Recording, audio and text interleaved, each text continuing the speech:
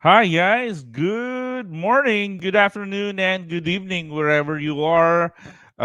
Whether you're in the Philippines, you're in the United States, in Europe, or anywhere in the world, magandang umaga, magandang tanghali, at magandang gabi po sa inyo.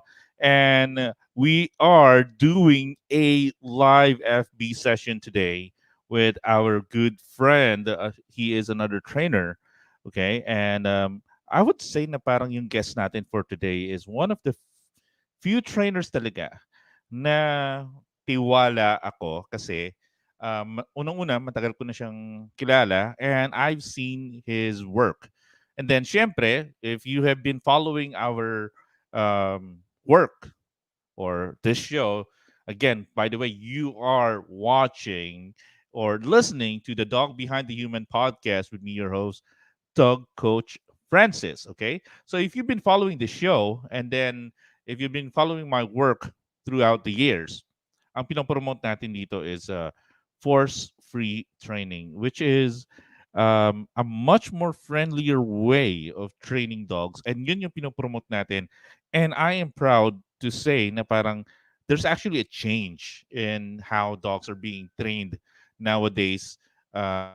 Philippines, and even when it comes to at least the clients that we're getting, okay, so sinasabi nila, no, I don't want to hurt my dog, so I'm looking for a much friendlier dogs. And we're not really bashing yung mga ibang kaibigan natin na gumagamit ng traditional tools kasi I understand it does work. Pero yung nga, again, if you've been following our show, meron mga repercussions nangyayari na drawback yan, okay? So katulad ng mga ibang aso, pag na sobrahan ng pananakit at hindi kaya ng aso, lalong-lalo na pangit yung breeding niya, hindi niya kayang mag-bounce back, boom!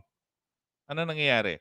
The dog becomes aggressive, reactive, and that is a result of um, punishment-based training. Pero yung guest natin for today, uh, naalala ko na when I was watching him a few years back, meron siya dala-dalang clicker, which is sabi ko, "Oy, bro, meron ka din palang clicker." And I use the same thing. So doon pa lang nakita ko na parang siya mismo ang nagbago yung style niya from what he was taught, and then he discovered parang at mas friendly na pamama ng aso. Pero again, sinasabi ko nga, if you prefer to use a more traditional approach of training dogs, walang problema. Maybe it will work for you and maybe it works for the dog. Naman, yung style na tinuturo natin or that we're promoting is at least what I think is a lot easier. Okay? It's an easier way to train a dog. Pero um, syempre, because of social media, depende yan kung gaano karaming follower yan sa YouTube or sa Facebook or sa Instagram. Makikita nyo kasi na sabi nga nila, birds of the same feather flock together. So kung parehas yung mentality nyo, usually you would try to ano yan, gang up. No? Magsasama-sama kayo. You flock together. Pero kung magkaiba, usually nagkakaroon ng friction yan and then it breaks. So this show really is about finding those people who share our world.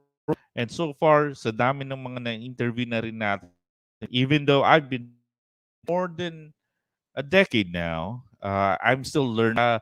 Dog community or sa dog training community, kung tutuusin, napakarami. Okay? Hindi pwedeng maging specialty mo yan na ikaw trick dog trainer, parang lahat ng tricks kaya mong ituro. No. Kahit na ako, meron akong kayang ituro doon, pero not everything. Katulad nung dance.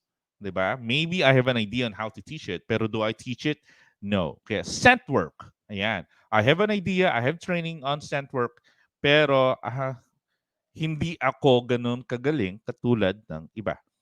Kasi tayo, ang specialization natin is pet dog training. Yung pambahay talaga, trying to find the balance between the dog's needs and the human's needs. So, doon tayo nagpo-focus. And today, yung guest natin, um, marami din siyang skills. Okay? Ang dami rin niyang skills at dami niya rin pinagdaanan. It's so, na nakikita ko siya, nakikita ko ang kanyang career, nakikita ko ang kanyang medyo nag-veer military protect, bomb sniffing, ganyan yung mga linya. Pero ngayon, tapos pumunta siya I think pumunta siya dun sa pet dog training for a time. Hinanap din siya ulit dahil ng ating guest. Napunta ngayon siya sa Cirque, which is very, very rare. Okay? Kakaunti lang yan. And I've seen being offered for free. Pero ang problema kasi doon is, sabi ko nga kung ako, trained yung aso ko ng bomb sniffing or trained yung personal dog ko, ang tawag dito, search and rescue. Pero kung nagkaroon ng sakuna, baka dalin yung aso ko and then sobrang gastos, no? Pero siguro, pwedeng mangyayari, he's the real deal. Ito talaga yung trabaho nila. Okay? Ito talaga yung bayani. Okay? So, ang mangyayari is, pag meron disaster, sila yung first responder. So, siguro nga ngayon, we can consider them na parang frontliners kasi kahit na meron mga pandemic na nangyari ngayon, they are still called every day or probably on call during their day offs. So, teka, i-introduce na natin. Sino ba tong guest natin for today? Okay? So, our guest for today, okay, is the Canine Dryden Fire Rescue Assistance Group. Tapos, he is also a fire officer at Toyotas. There you go. And, dami nito. Meron pa isa. He is also the Canine Search and Rescue Trainer at Top Canine. Ayan. And finally, he also is connected with the 107th Point 4 Auxiliary Division of the Philippine Coast Guard Auxiliary. All right. So, sino ba to? Without further ado, let's welcome to the show. Tawag ko daw sa kanya teacher So, teacher Aaron Rodriguez. There you go. Hi, bro. Kumusta? Good Hi, good morning. morning. Yes, good Ayan. morning to you, bro, and good morning sa mga nanonood. There you go. Okay. So, ang tagal na nating schedule dito itong interview na to kasi sabi ko if I'm going to Yes, be inviting a trainer dito sa Pilipinas, ang isang gusto kong mga kumbita or maimbita, okay, is si Aaron, and thank you so much for giving us a chance to it's a to have you pleasure. on the show. And you've been very busy lately and nakikita ko yung mga post mo. Of course, you still train dogs, pero meron ka din mga trabaho na katulad nung binasa ko Yeah. kanina, ang dami-dami nito, no? So ang dami mong responsibilities and lahat ito may kinalaman sa rescue at may kinalaman sa aso. Okay? So, Mhm. Aaron, maybe umpisaan mo muna siguro about your background. Paano ka ba nagsimula sa career mo into the dog industry? Yes, actually 2005, nagte-train na ako ng dogs pero it is illegal. Nagsimula ako doon sa dog fighting. Oh, So, nagte-train ako dati ng mga fighting pit bulls, way back 2005. So, when uh 2005, 2007, nung nawalan ako ng work, then mhm. may bayaw, pinag-train ako for K9. So, nag-train ako no'n sa K9, for how many months, then do'n ko na-realize yung do'n ako nagkaroon ng kumbaga naliwanagan. Dati kasi football fight 'di ba for sabong, eh.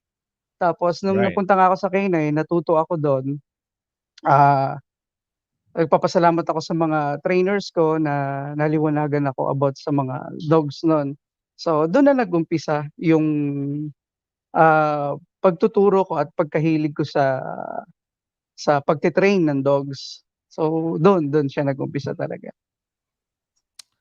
That is that is shocking para sa akin, and I'm seeing dun sa Facebook feed natin ngayon, and I'm pretty sure pati dun sa mga uh, mga nakikinig ng ating podcast. Sabi, Coach, yun yung guess mo. Ano pala? Engage into to pit fighting, 'di ba? Nakakagulat Yeah. ito, no? So, pero teka lang. Syempre matagal mo nang iniwan ito, 'di ba? So, um Yes. now that you know better, what do you think of pit fighting? Um, ano, eh, mali, eh. Oh, Pa- Paano naging mali? Ano ba? Parang meron bang halong parang um, conscience ng kaunti? Hello? Aaron? yes, oo, meron. Ano yun? Ano yung nararamdaman mo when it comes to that? Siyempre dati, nararamdaman ko na siyempre masakit. Siyempre alagaan mo ng ilang taon, then ilalaban mo siya. Siyempre sugat-sugat 'yun or mamamatay siyempre. Okay. So that's horrible. Teka, medyo nag-freeze ang monitor ni Aaron. Ayan. So, Yeah, teka lang. Hintayin natin na makabalik siya sa screen. Ayan, nakabalik na siya. Okay. So, um, ano, ano to yung mga pinakamasama? Kasi this is, parang yung bago to, no, na-interest ako. For somebody who was engaged into that business, alam natin na illegal. Siguro without naming a few, malaki ito, di ba? Malaking sindikato behind this.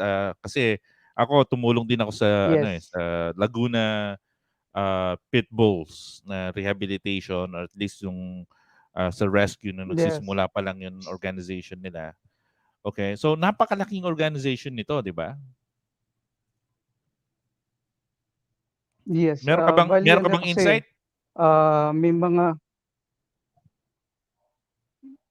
maraming, sabagay illegal kasi so, ah,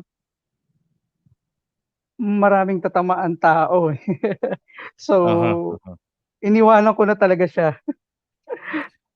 Yan, ayan. So nagbagong buhay tong si Teacher Aaron, and Yes, ako mahirap din magsalita, no? Mahirap din magsalita kasi at malalim ito eh. Malalim na problema po ito, as deep as illegal drugs, guys. So, syempre, we don't want to put Aaron on the spot here. Hindi naman yun ang topic natin. Pero, siguro anong advice mo na lang dun sa mga tao na parang pumapasok doon sa ah, ganong industriya ng dog fighting? Kasi illegal talaga to. Usually, abroad, no, yep, sinasimulcast din nito, no. So alam ko yung mga nangyayari diyan, hindi tayo magsasabi pero meron pa mga malalaking tao. Okay, so anong masasabi mo or yes. ma-advise mo doon sa mga taong engaged pa doon? Piece of advice lang. Um, umalis umalis na lang kayo diyan and, ah, magbago na. Ayan, napaka-simple. Very simple words from once trainer for pit fighting. Okay. And maybe on a later time we can have that topic. Pero iniwan mo ngayon, and then you got engaged into canine training, right? Or yung mga, anong klaseng canine Yes. training ito? So lahat naman ng canine training since, like, search and rescue, search and retrieval, explosive detection dog, narcotic detection dogs, obedience, protection, man trailing, So, lahat po 'yan ano, tinuturo po natin 'yan. There you go. Okay, so tinuturo lahat. Pero dun sa mga um, kasi guys, pag sinabi mong K9, medyo ano to, no? Considered na it's a service dog work, Malawak. pero oo, malawak kasi yan. Meron pang mga ano, mga subdivisions yan, no? So, kunwari, iba yan dun sa monitoring or protection dun sa um, sa scent work. Pag sinabi mo scent, anong klaseng scent pa yung nide-detect nila eh, no? Parang yun sa explosive or doon sa drugs, di Hmm. ba? Pero pagdating mo sa drugs, anong klaseng drugs din yung hinahanap mo, di ba? So, ang dami niyan eh. So, ano sa palagay mo yung pinakamahirap from your experience na ano, na ituturo hanggang doon sa pinakamadali? Ang pinaka Actually, ang pinakamahirap diyan is yung human remain detection, kas Hmm. HRD or cadaver. Para sa akin, in my opinion, ang pinakamadali diyan is yung obedience, Okay. 'yun. So itong ganito, cadaver, and the way I understand it, kakaunti lang din yung mga cadaver detection dogs natin dito sa Philippines. Minsan humihiram pa tayo sa ibang bansa. Tama ba to? Yes, yes, Okay. So, kaya naman kasi mahirap dahil sa yung training aid management, kung saan ka kukuha ng training aid, 'yan ang pinakamahirap talaga. Okay. Pag sinabi nating training aid, what are we talking about? Yung mga remains mismo. Yes, Aha. actual, So, cadaver. okay. So, kasi ano yun, gumagamit lang kayo ng mga small samples, tapos eventually yun, paano ba yung ano ba, paano yung Yes, transportation small nun? samples. Mhm. Ang pinakamadali sample na nakukuha diyan is yung placenta. Mhm. 'Pag may Placenta. nanganak, 'di ba, may nilalabas yung placenta Mm. Alright. Curious. and blood. Blood. Okay. Alright. So, ganun kagaling yung mga aso. They are able to differentiate different scents, no? Pero it's really amazing na the way that you train cadaver is, syempre, bawat tao, iba yung So, yun yung pinakamahirap siguro doon is Yes, yung, bawat um, tao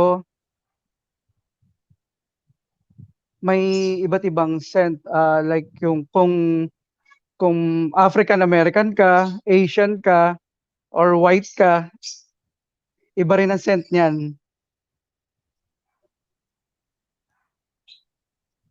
okay, sige.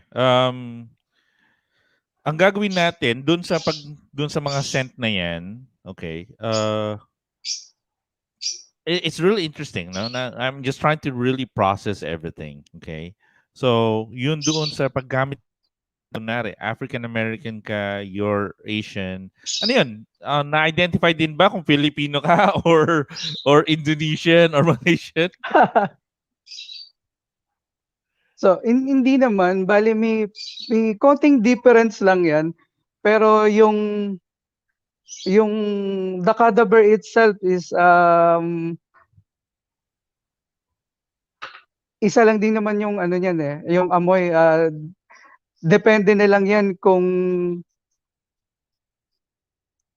anong ano na siya, kung eto ba'y bloated na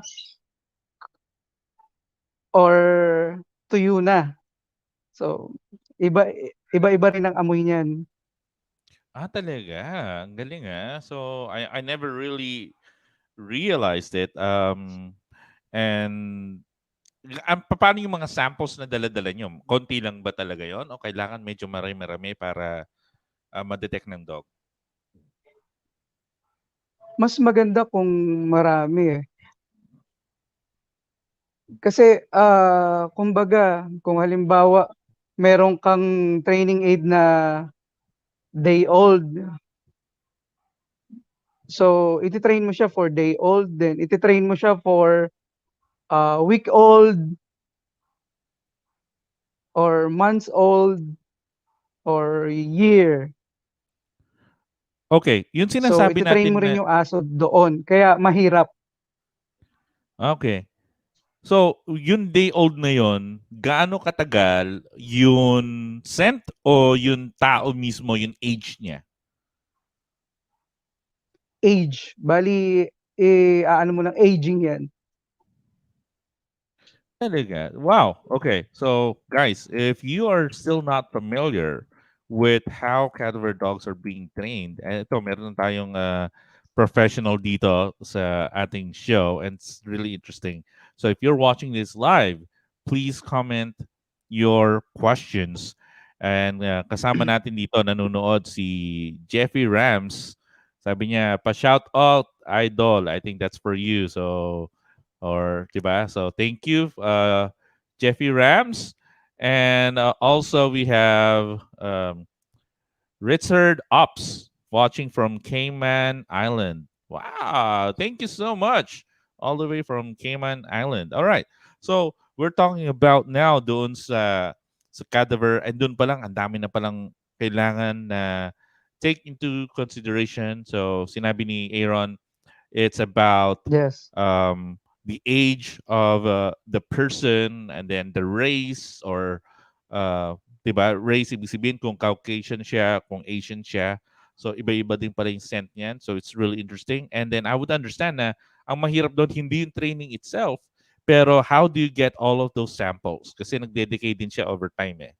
I understand. Kaya siguro mas madali sa ibang bansa. Okay, moving on.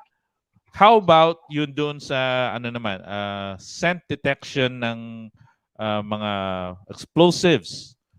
Kamusta naman yun, Aaron? Sa explosives, meron tayong batas kasi eh. Hindi tayo pwedeng mag-handle ng mga explosives like ammonium nitrate, etc. Meron tayong batas diyan. If you're connected to a government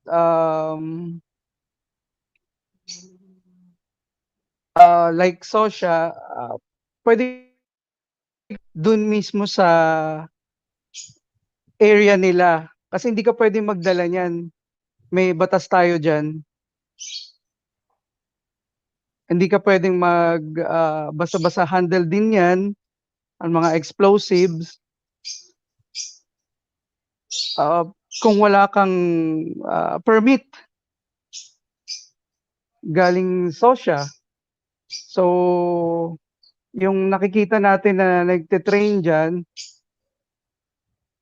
is actually bawal talaga 'yon kung aanuhin natin yung batas. So, 'yun. Okay, so bawal. Pero mind blown moment. Yung nga, yung nabanggit mo, meron mga iba ano eh, parang you see it on the internet being offered blatantly. Yeah. Okay? Na parang, hey, sent bomb detection, drug detection, pero private lang ito. This is not part of SOSHA. This is not part of Yes. anything. So, bawal pala yon. Actually, pwede naman sila kung meron silang like Scent Logic, yung mga pseudo na explosives, yan. Pwede yan kasi hindi naman actually explosive yan eh. Amoy lang ng explosives, kumbaga. Okay. So, yun amoy lang ng explosive, it's not really the explosive itself. Pero ano ba to? Parang Yes. scent lang, bawal ba yon kahit na scent lang? No, no, hindi siya bawal actually yung mga sudo na yan. Like ScentLogic, pwede yan. Pwede ka, Okay. hindi ka So, huhulihin diyan. ah, Yun nga lang may kamahalan kung bibili ka. okay. So, mga magkano kaya yon yung mga ganun na ah, Actually siguro yung mga 7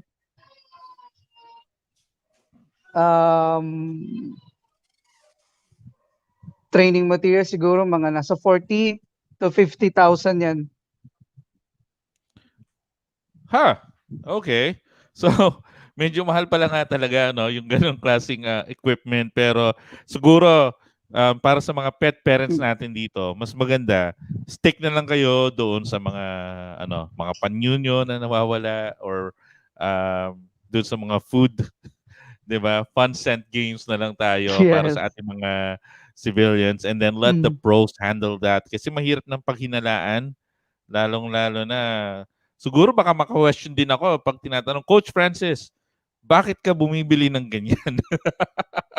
'Di ba? What are your plans, 'di ba? So, siguro the training itself walang problema, pero, searching itself, 'di ba? Kailangan mo rin ata ng mga clearances diyan, eh, 'di ba? hmm. Kung sakaling magse-search ka. Pero Yes, yun meron.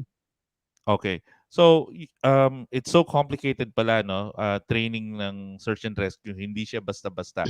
Pero, yung kanina, I think eto pwedeng magawa ito ng mga pet parents, 'di ba? Yung tinatawag natin na man trailing. So, siguro explain mo muna, ano ba yung man Yes. trailing?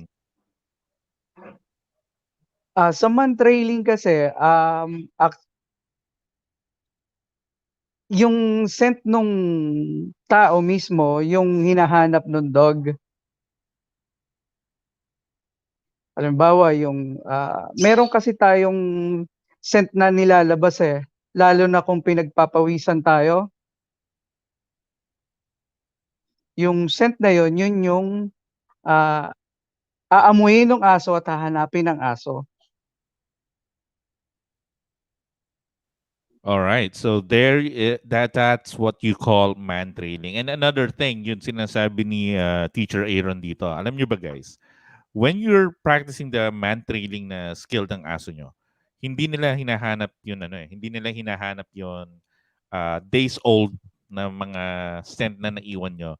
Ang hinahanap talaga nila dito, tama ba ako Aaron? Yes. Hinahanap nila dito is yung talagang live scent na talagang susundan nila kasi meron tayong naiiwan na trace yan eh. So parang yung scent Yes. kasi nagdedecay siya eh. 'Di ba? Over time. So ang ginagawa ng mga man trailing dogs, ito yung ginagamit na parang pag meron nakatakas sa preso, 'di ba? Yung mga pumupuga, ito na 'yan. Man Yes, trailers 'tong oo. mga 'to, 'di ba? So pwede rin gawin ito para sa mga ah pasok na tayo dun sa search and rescue kasi basically parang parang man Hmm, trailing na rin 'yung nangyayari eh, 'di ba? So hmm. kasi guys, if Pero you're new to ang this, kaibahan lang ng sa man trailing kasi, merong attack yung dog na yon. Kasi 'pag nakita niya yung, ah, man or yung hinahanap nung aso, puwede niyang kagatin to hold yung tao. Then para mahuli ulit siya. okay. So yun yung major difference niya, no? So meron palang kasamang attack to. So um yung Yes, nga, yung example natin na meron prison escapee, siyempre tatakas ito at ang trabaho ng canine dog is really manghabol and to hold the offender down. So hindi niya papakulan hangga't hindi dumadating ang kanyang yes. handler, 'di ba? Ayan, sige. Alright, sige. Bago pa tayo magdire-diretsuhan, Teacher Aaron, at marami pa akong itatanong sa iyo kasi very interesting ang topic natin. It's about search and rescue. Pero, ang gagawin muna natin, mag-short break lang po tayo. Sandali-sandali lang to guys.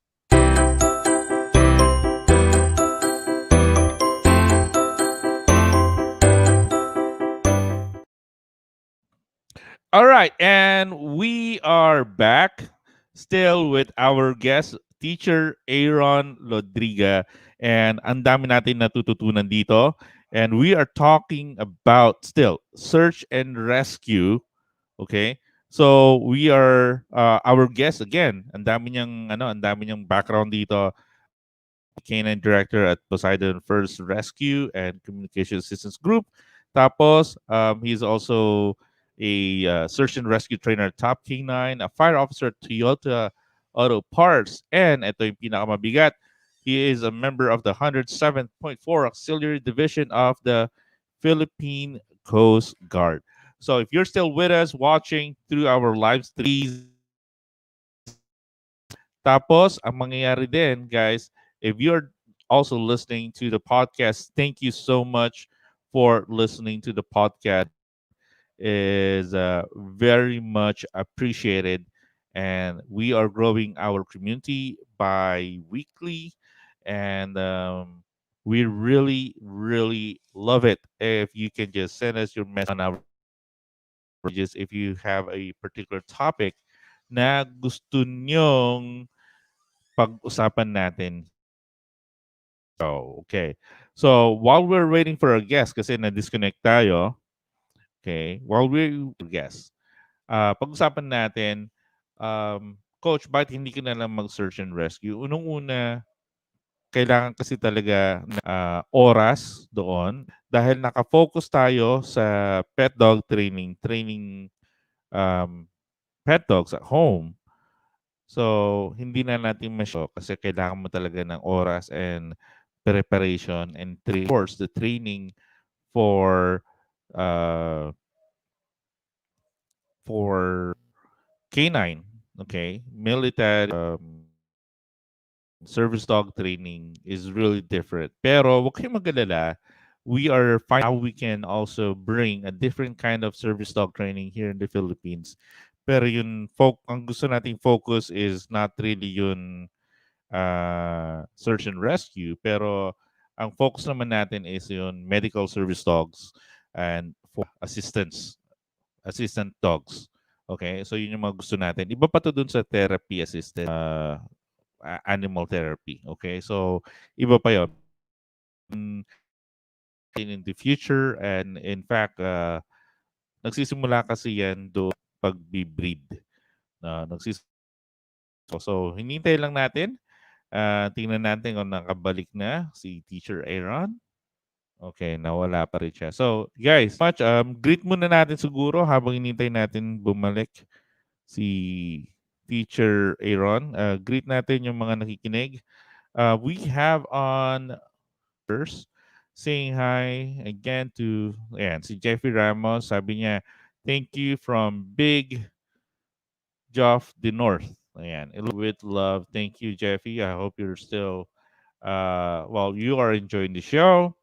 And ang sinabi dito ni Richard Ops is si Aaron Lee Rodriga pala yun. Ayan, idol. Ayan. Okay. Thank you so much, guys, for tuning in. And nga pa tayong susunod na guest. Okay? So, doon sa um, this coming episode,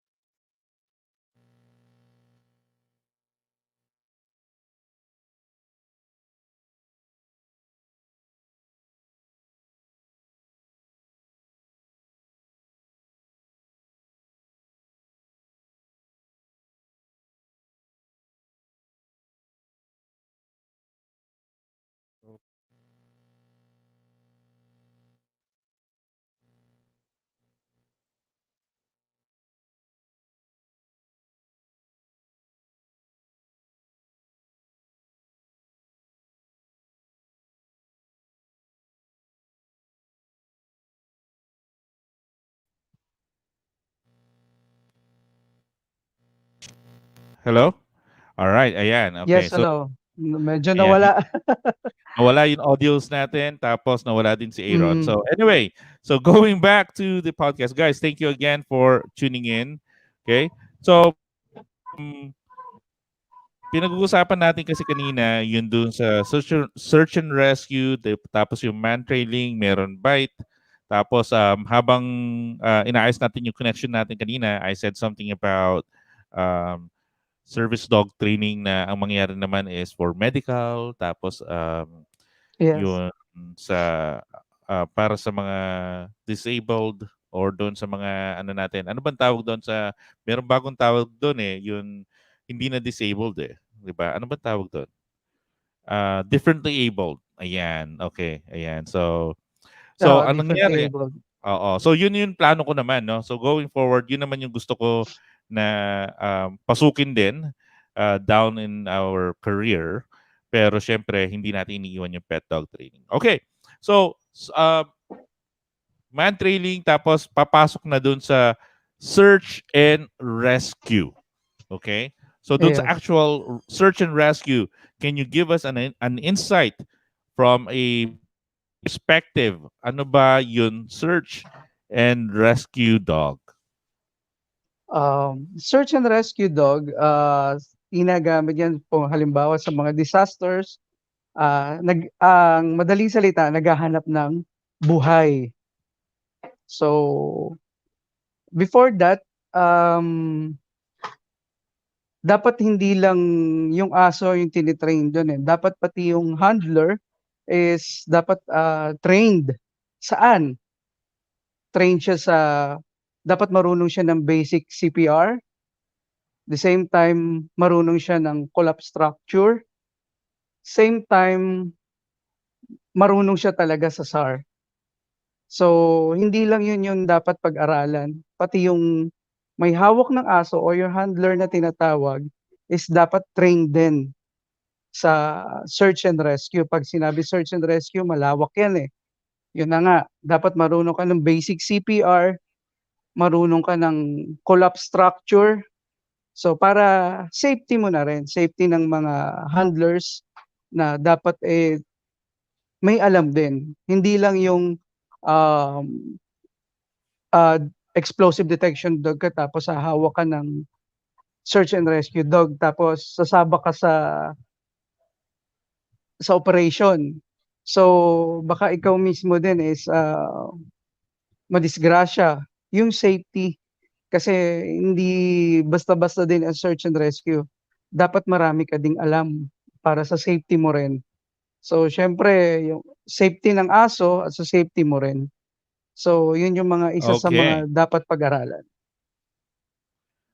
All right. So I never really realized na ang dami mong kailangan matutunan, no. So kailangan train ka din how to protect yourself, how to protect the people around Yes. you, and of course protect your partner na aso. And difference dito, it's not just na parang aso yung nagtatrabaho, di ba? Usually kasi sa bomb detection, ano yung aso talaga, di ba? At saka sa man training talaga, aso talaga yung talagang most of the time magtatrabaho. Hayaan mo siyang magtrabaho, hayaan mo siyang maghanap. Pero dito pala sa search and rescue, where you're looking for that live person or survivor ng isang disaster, kailangan pala mas in tune pala kayo kasi pwedeng manganib din yung buhay ng mga kasamahan mo and even the handler. Tama ba? Yes. Okay, paano naman yung training nitong search and rescue? Kunwari, kasi lately nagkaroon tayo ng mga disasters. Kunwari, nagkaroon ng mga earthquakes dahil doon sa pagputok ng Taal volcano. Okay? So what happened now doon sa kunwari meron nag-collapse na structure kasi meron mga nag-collapse talaga, 'di ba? Nung pumutok yung Taal. Kunwari meron na ipit na ano na isang lalaki doon sa debris. Paano nyo pinapasok muna yun? Ano ba yung assessment ng isang search and rescue dog or search and rescue team? Ayun, bale sa umpisa halimbawa kung meron kayong operation, unang-una, punta muna kayo sa KIC, the Incident Commander. So siya yung magde-deploy sa inyo do'n sa lugar na pinangyarihan. So meron niyang incident commander, so do'n kayo magre-report, magta-time in para ano ba yung capability niyo nung team niyo. Capability ng team namin is for search and rescue, naghahanap ng buhay. So yun yung aanuhin ng incident commander. Then tsaka pa lang kayo de-deploy kung pumayag na yung incident commander. Ngayon sa pagde-deploy na, 'pag, alam niyo na yung place na pupuntahan niyo, siyempre, maging aware kayo sa mga paligid. Unahin niyo muna yung safety first niyo, ikaw mismo at saka nung aso mo. So, bago kayo mag-proceed sa isang lugar is i-assess niyo muna yon yung lugar na yon kung safe ba. So, hindi lang yung aso at handler, meron ka ring safety officer na kasama, at least 3 kayong person at isang dog. So, yung magiging isa is yung safety officer mo at yung isa naman is yung alalay mo o yung maghahawak ng titingin dun sa aso at sa inyo. Yun yung safety officer at yung isa is yung, may hawak ng gamit naman na gagamitin niyo sa rescue. So, hindi lang ikaw at ang aso mo ang didiretso, kailangan meron ka ring safety officer na hindi gano'n nangyayari, sa operation na nakikita ko sa ngayon. So, yun yung inaano namin kada may operation kami na 3 person at isang dog, yun dapat. So, para sa safety niyo, safety ng aso at sa safety ng lahat. Wow, that's very insightful, guys. You can't find any better guest when it comes to search and rescue than teacher Aaron here. And so we're talking about search and rescue, and then kailangan pala 3 tao. And from what you're seeing right now in the field at this moment in the Philippines, medyo nagkakaroon pala ng counting lapses. So, ano ba yun? Kulang na ba tayo sa tao or kulang lang tayo sa training? Siguro masabi ko na kulang lang muna sa training kasi sometimes yung iba is, actually, hindi ko naman sinasabi or inaano yung iba na kulang sila sa training, pero yun yung totoo kasi, the more na marami kang training, the more na marami kang malalaman at safety pa rin sa'yo at sa mga kasama mo at sa makakasama mo pa. So, never ending ano 'yan, eh, training 'yan, eh. So, the more na marami kang trainings, mas marami kang malalaman. Right. And I can just only imagine that each incident is very special. Iba yun mga scenes, yung scenarios, iba-iba. What you're looking for is always the unknown, yung structure, yung lugar. So the training is really intensive, 'di ba? So usually mga ganitong klaseng training for at least the dog muna kasi yun yung focus natin. Yes, So sa dog, gaano katagal ang training? at least 2 years yung training, eh, ng bawat isang aso.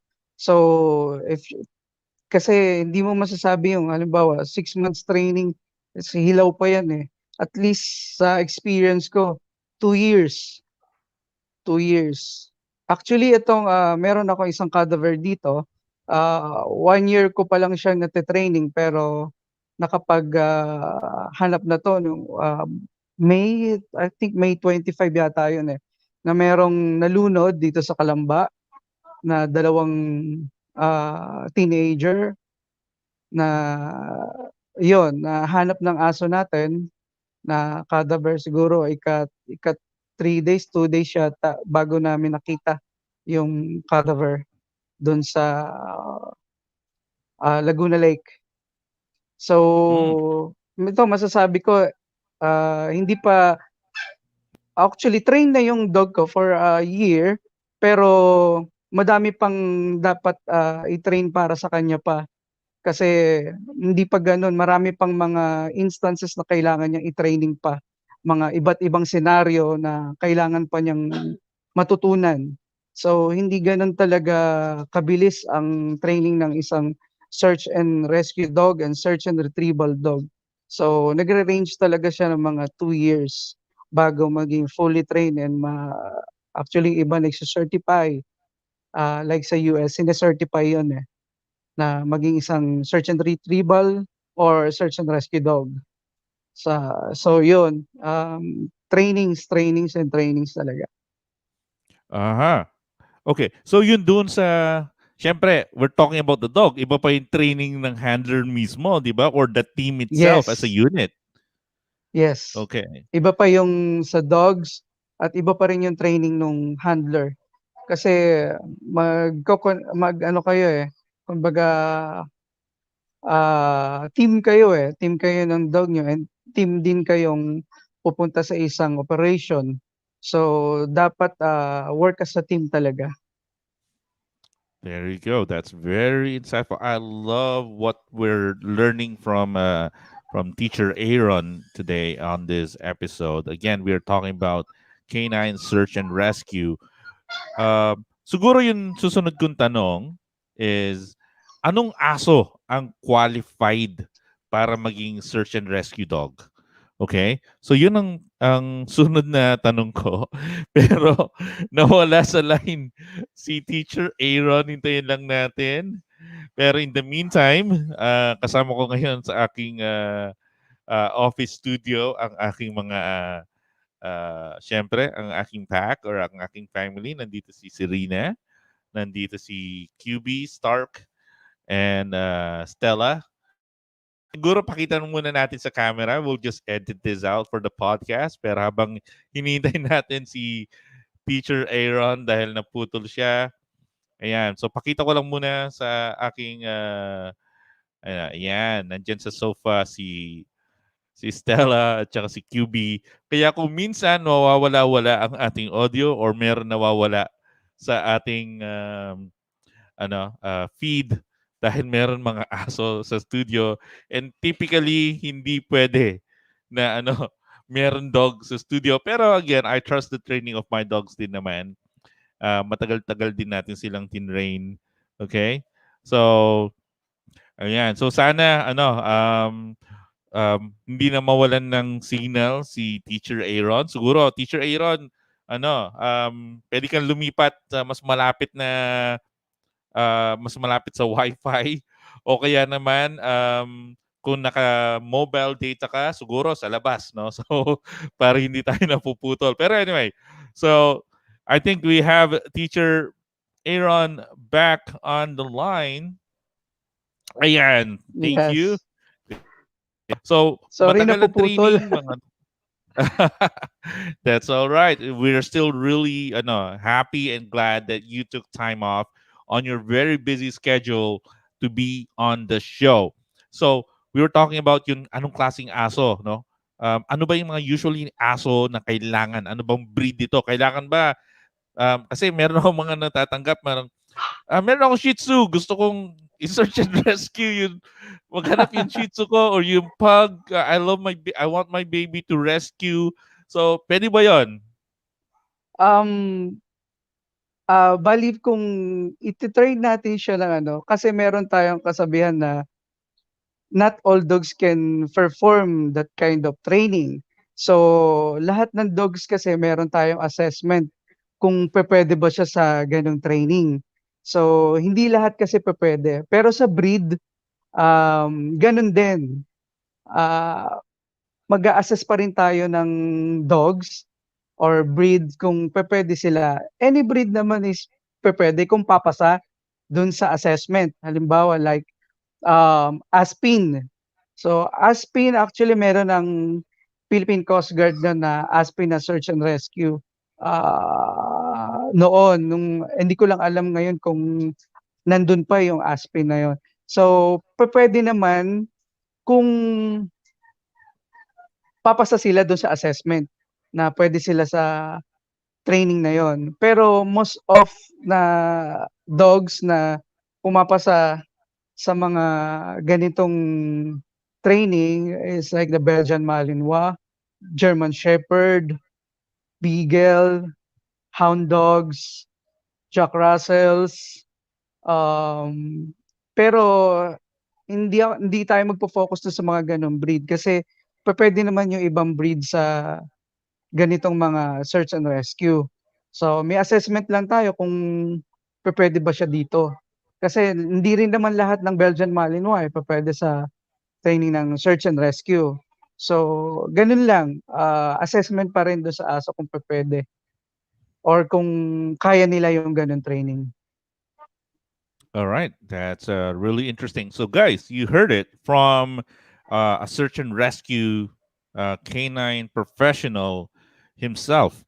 Guys, hindi namin sinasabi na hindi pwedeng aso nyo kahit anong breed pa sila, pero siguro isipin nyo rin na muna ano ba yung gusto ng aso nyo, ano ba yung talent nila. And then, syempre, kahit na sabihin mong you see your dog having a talent, hindi naman ibig sabihin when you try to go for the assessment, papasa na kaagad siya doon sa sa test.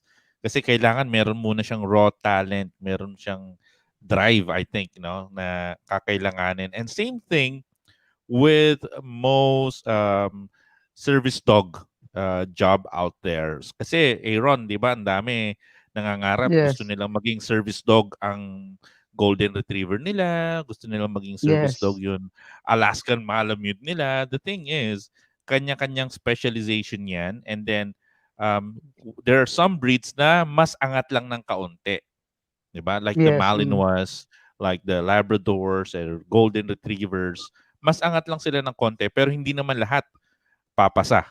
Tapos nandun pa yung commitment ng owner, 'di ba? Or yes, ng team. So, yung and then you're going to do search and rescue, you'd be amazed baka gawin mo ng profession mo 'yan because of the amount of training required just to be certified.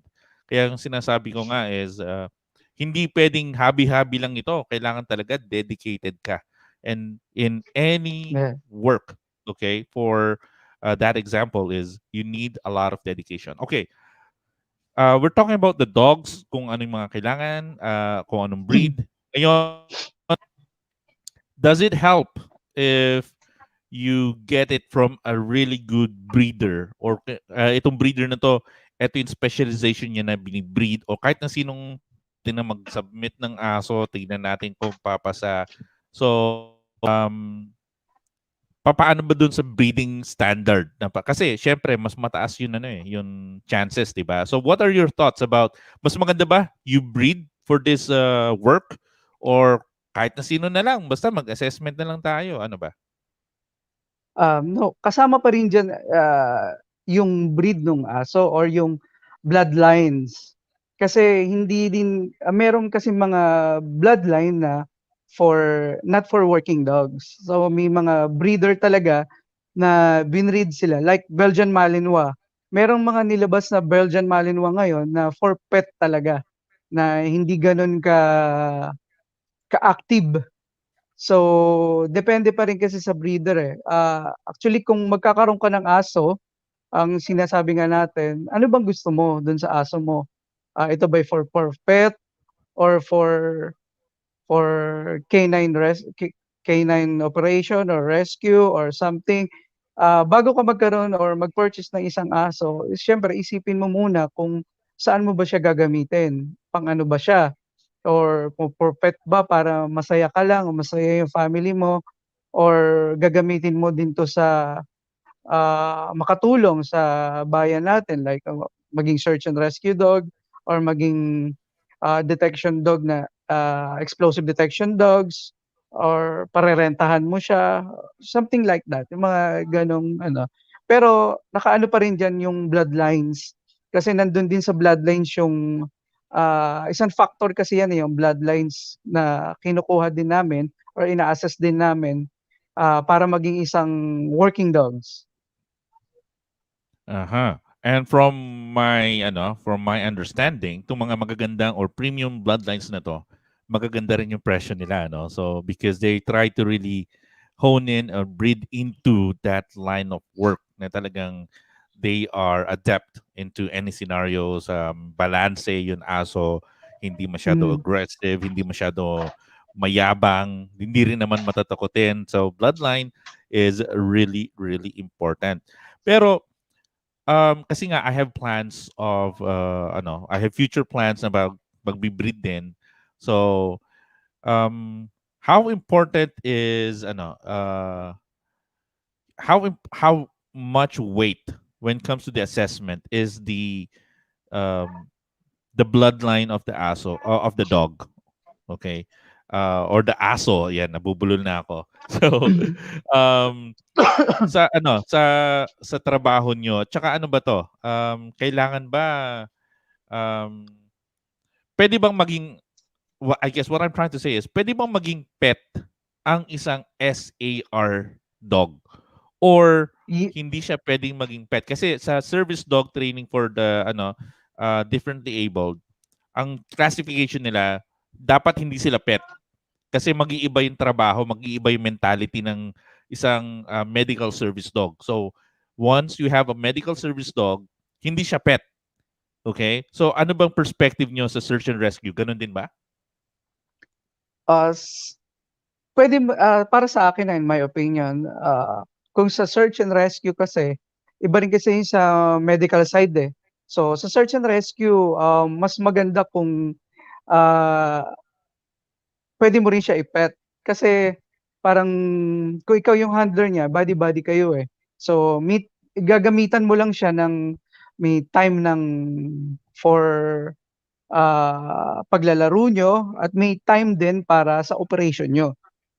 So, parang halimbawa siyempre may bonding din kayo kung personal dog mo 'yan, siyempre pet mo 'yan. So, 'yun yung pinaka-bonding niyo. Tapos may time din na for operation, so hindi pet ang turing mo sa kanya. So, depende sa'yo. Kung sa medical naman, like service dog, 'yun talaga, hindi mo puwedeng i-pet yung aso kasi ang trabaho talaga niya is, as a medical, ano yung dog mo. So, yun yung difference nilang dalawa.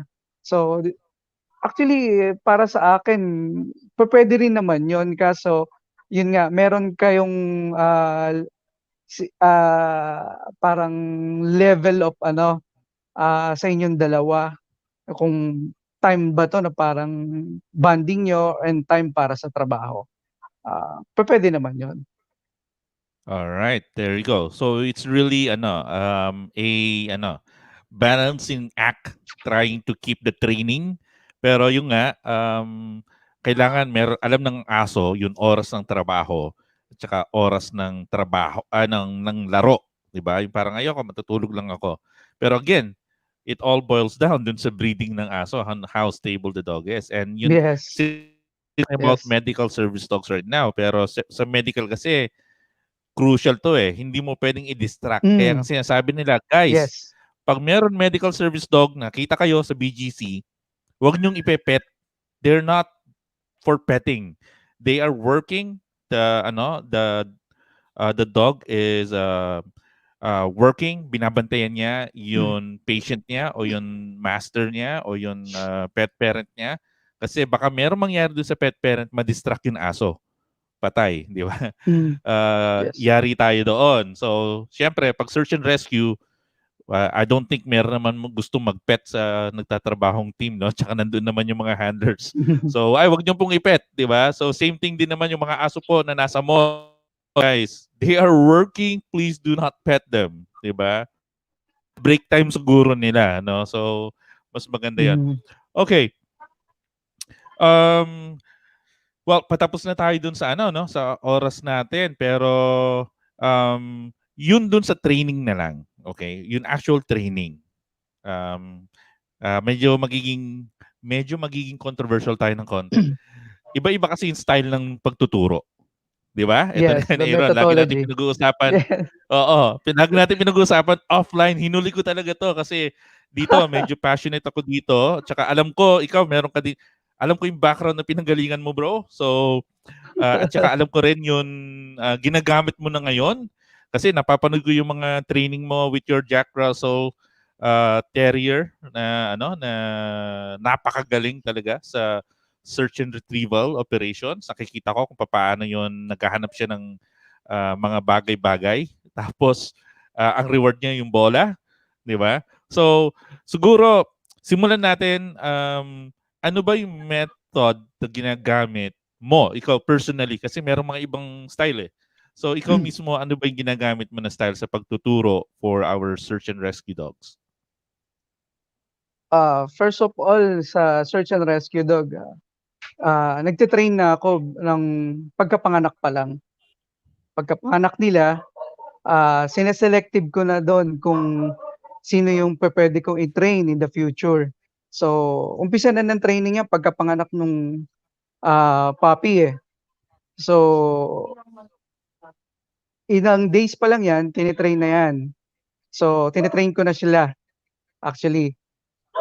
Bigay ko isang technique o kung bakit ko sila tine-train ng, day old pa lang is yung, tinatanggal ko sila sa dede nung nanay at hahayaan ko silang hanapin ulit yung dede ng nanay niya. So, isang way yon para makita mo dun, ma-assess mo pa lang dun sa mga puppy na yon kung sino yung pupuwede sa search and rescue or sa detection training, yung isang puppy na bagong panganak. So, kung sino yung pinakamabilis humanap nung dede is may point ka na dun. So, pupuwede mo ng habang lumalaki siya, pupuwede mo na siyang bigyan ng training na madadali. So, dun pa lang sa training na yun, hindi mo na siya puwedeng gamitan ng negative reinforcement. So, kasi bata pa lang tine-training mo na siya. So, magiging alam mo na kung alam din na niya kung ano yung gusto mo na mangyari sa kanya.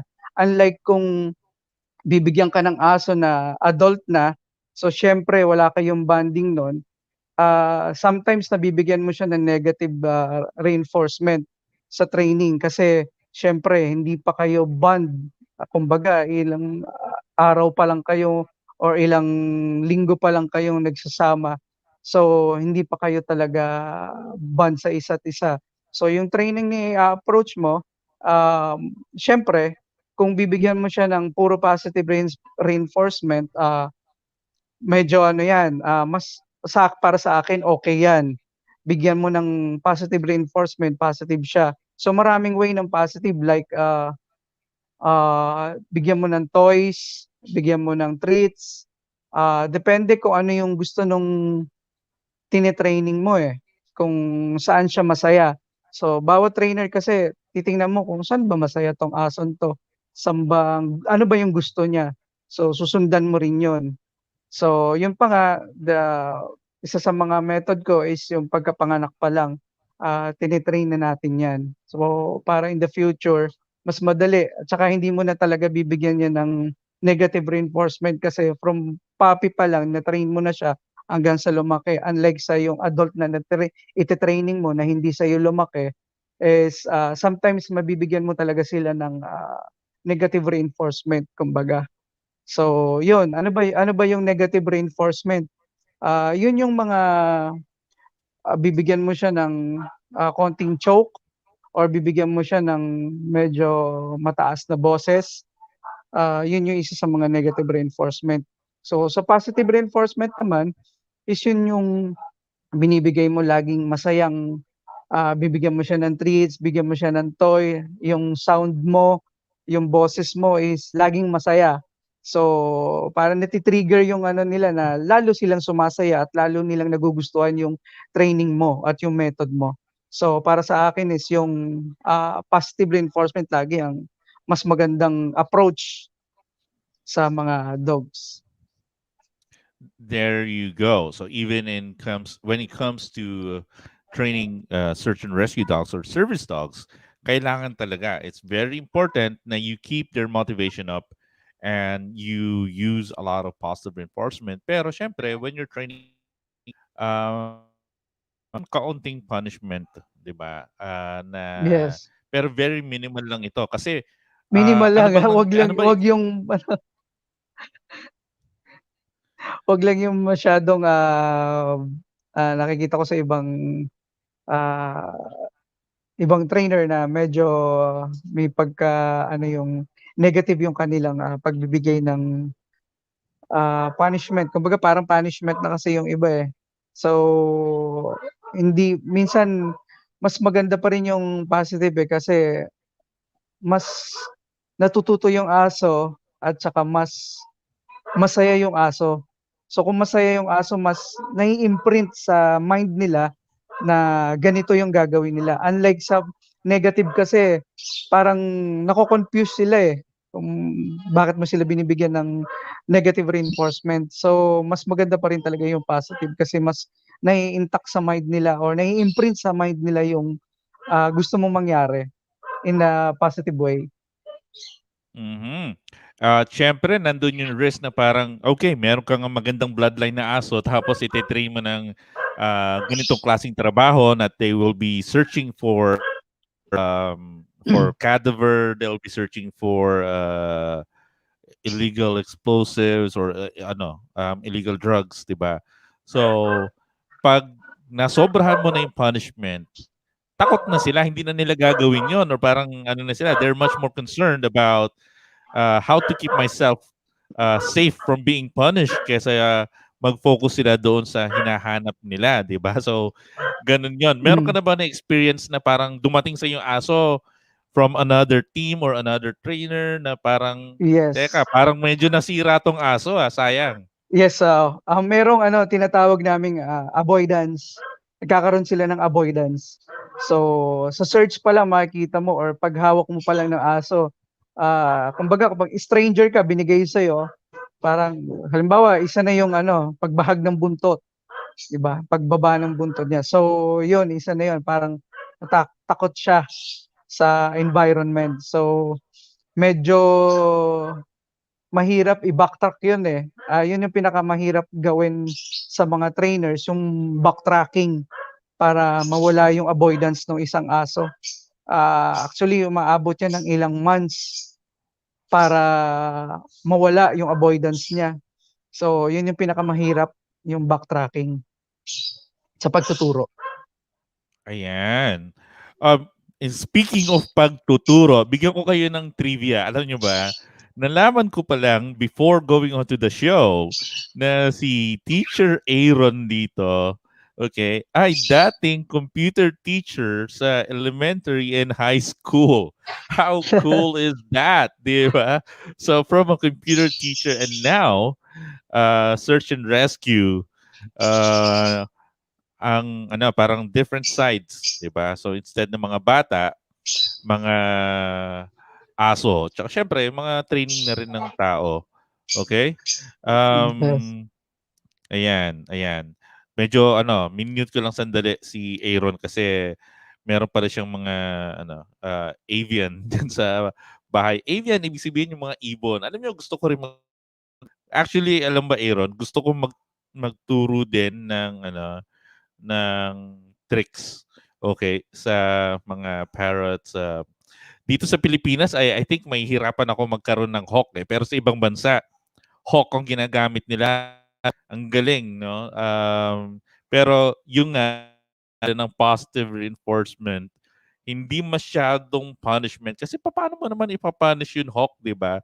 Or sa, sa marine mammals, you don't want to use shock sa isang dolphin o sa isang tawag dito, killer whale. So, good luck na lang sa iyo pag ginawa mo 'yon.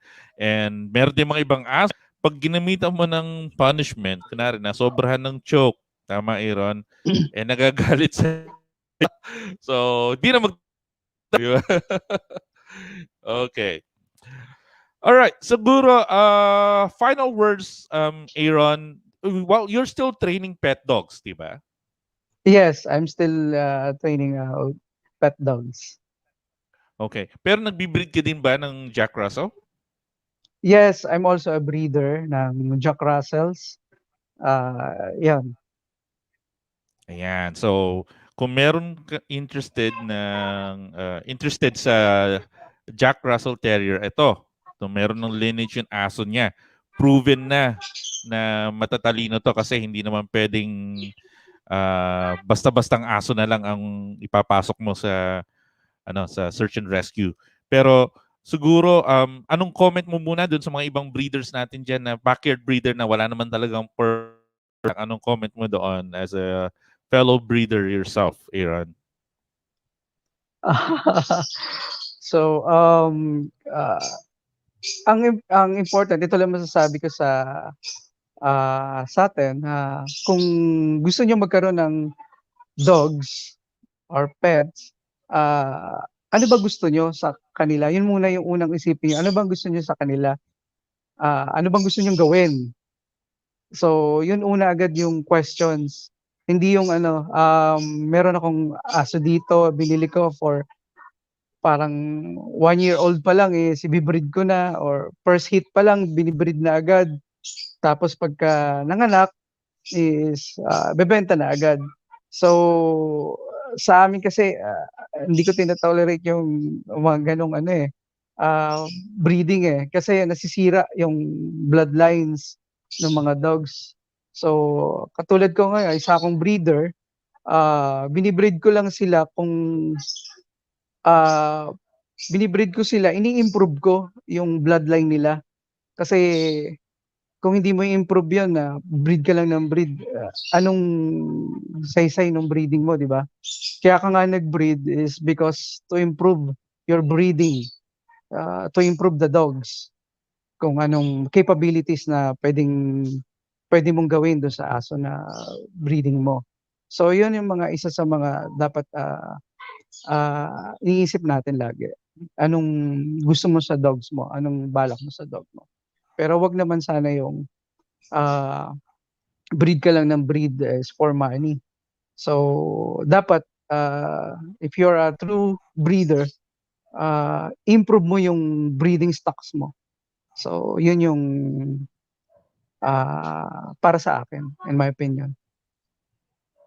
There you go. Thank you so much, Aaron. So, yung ano, parang every day ata, no, we see posts na parang for adoption, for rehoming. Yes, sinasabi nila for adoption, for rehoming, pero ano yan, ano lang yun, it's a play with words. It's really for sale kasi they don't care about Yes. your background. If you're able to care for the dog, kung anong purpose mo, wala silang pakialam doon. They just, well, at least most, okay, na makikita nyo online, they are just after the sale. Okay? So, ito yung mga ugali ng mga breeder na gusto natin yun, na ginagawa ni Teacher Aaron dito is hindi niya tinotolerate yung mga indiscriminate breeding. Kailangan talaga planado at merong purpose. And siguro mas maganda kung kukuha tayo sa mga breeder katulad ni Aaron na alam yung ginagawa, pinagplanuhan, and from the background pa lang ni Teacher Aaron nga na ating engage sa illegal na activity of fighting, and now he is a professional kasi he has seen and he has been enlightened kung ano yung tama, ano yung dapat for our dear dogs. And ito, as we round up our show, um, Teacher Aaron, sino yung aso? No? Ito yung kanino Panginoon. Sino yung aso na meron ng nahanap ng mga cadaver. Sabi mo, it was last May 25, 2020, and you had a cadaver on the drowned boys within 2 to 3 days of search. Sino tong aso? Si Jack 'yun, si Jack is, ang may-ari nun ay si Jeffy Rams. So, pinagkatiwala sa'kin 'yun at tinrain namin, maging isang cadaver dog. Actually anak 'yan ni Jasper ko, nung, ah, isa kong aso din na si Jasper na maraming trainings din na pinagdaanan. So, isa 'yun sa mga bloodline ko na kinuha ko, hinanap ko talaga. Kasi kailangan ko yung bloodline nila, para sa search and rescue. So, 'yun nga, na-train namin, and 'yun nga, siya yung nakaantabay sa amin dito sa 107.4, Philippine Coast Guard Auxiliary, and sa Top K9.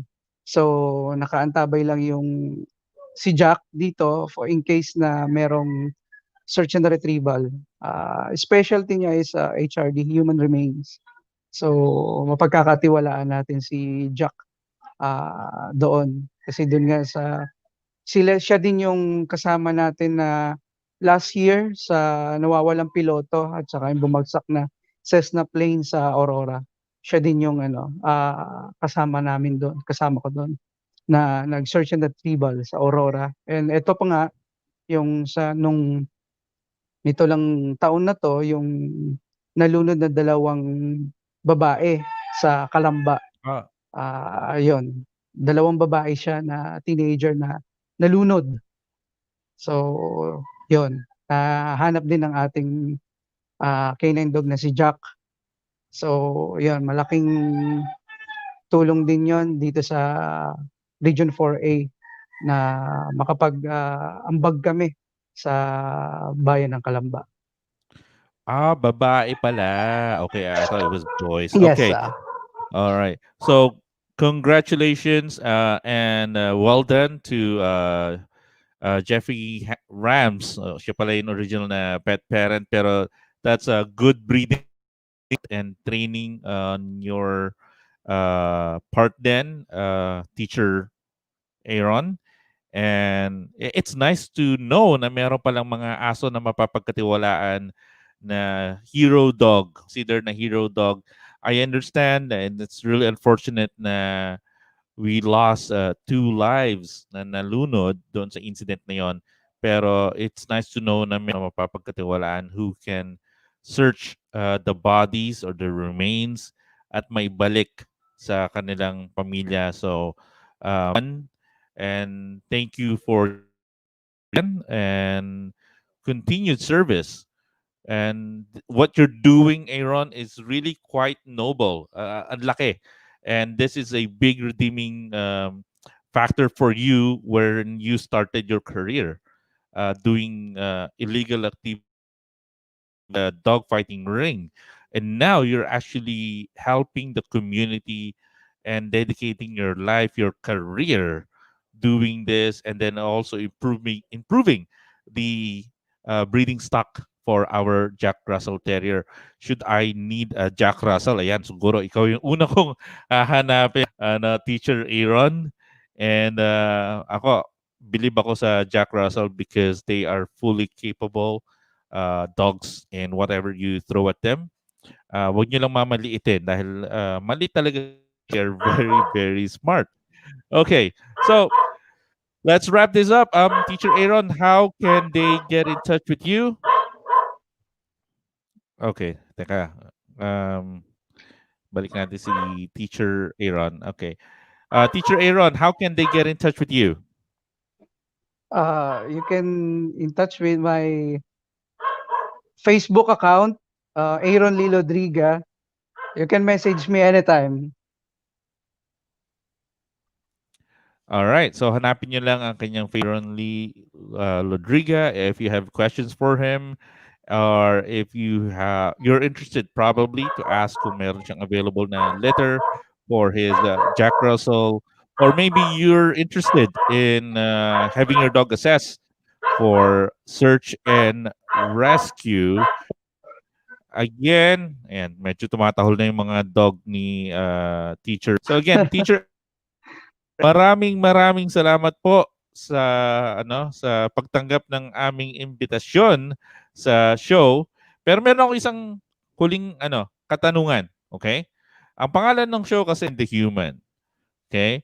So, para sa iyo, sino tong aso na to na nagpabago ng buhay mo or nag-improve kung ano man ang impluwensya na naibigay niya sa iyo? So, Teacher Aaron, who is the dog behind the human for you? Si Jasper, my Jack Russell Terrier. Okay, bakit si Jasper? Siya yung talagang nagpabago ng buhay ko. At saka dun ko rin nakita yung ano ko sa pagti-training na meron pala akong ganito, marunong pala akong mag-train ng dog. So All yun, right. siya talaga. Tsaka siya din yung pinanggalingan ng breeding ng mga Jack Russell ko. Okay. So, is Jasper still with you? No, ah, nasa Rainbow Bridge na siya. Okay. So, kailan siya nag-cross ng Rainbow Bridge? Siguro mga 3 years, 3 years ago. Okay. Well, I'm pretty sure na masaya siya, and I'm pretty sure na it was worth it having spent a lifetime of a Jack Russell with you as a pet parent and teacher, trainer, and best friend. So there you go. So the dog behind the human um, for teacher Aaron was Jasper. And Jasper, thank you so much then, because you have sparked a change in the lives who got a chance to know you. And syempre, siguro hindi ko rin naman magiging kaibigan tong si Teacher Aaron kung hindi ka rin dumating sa buhay niya at hindi siya talaga magde-dedicate ng kanyang career sa pagtuturo ng aso. And now, pagre-rescue, buhay man o patay. So, maraming salamat, Teacher Aaron. Again, hopefully we can invite you in the future. So, and guys, thank you Yes, po sa mga anytime. nakinig at ating podcast ngayon for this session, and hopefully we learned a thing or two. I surely learned something about search and rescue operations and how it is the life of a canine search and rescue dog or cadaver dog. So really appreciate it. Thank you so much for everybody who listened in and watched. To Mary, to Mix Francisco, and Ayan, also Oliver Incomio. Thank you so much for everybody. Till next time, this has been your host, Dog Coach Francis, and this is the dog behind the human. Bye, everyone.